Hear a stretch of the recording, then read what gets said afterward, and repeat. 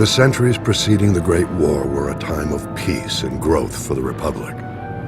Dozens of new star systems joined the Galactic Senate. For the Sith Empire, however, these centuries were marked by a rapid acceleration in the preparations for war, an effort in which the Sith showed surprising cooperation and sacrifice.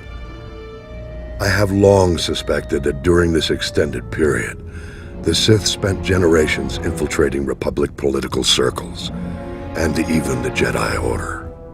Reviewing historical records, I have uncovered strong evidence of one such case. Izen Gint was a fourth-generation Jedi, widely considered to be the most promising Padawan in the Order. Having a similar heritage, the venerated Jedi scholar Master Baral Over took Gint as his apprentice.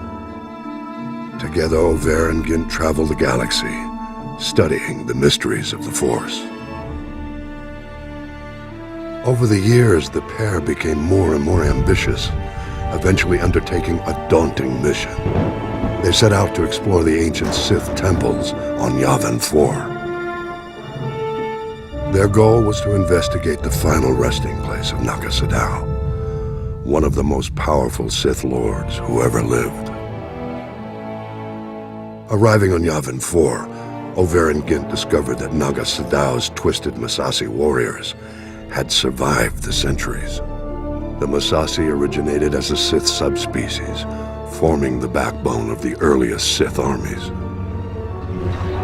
But Naga Sadow subjected his Massassi followers to heinous experiments, turning them into dark force-wielding monsters. Gint and Master Over fought bravely against the Massassi, but they were defeated and forced to flee deep into the temple. There they encountered the dark energies still lingering in Naga Sadow's tomb.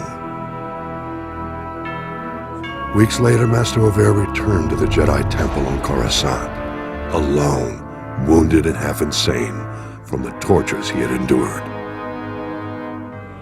After a lengthy recovery, Master Over told a tale of the horrors he faced and of Gint's tragic death.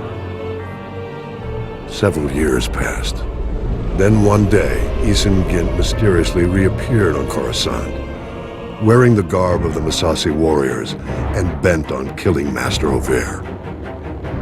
Possessed by the dark spirit of Naga Sadow, Gint attacked his former master in broad daylight.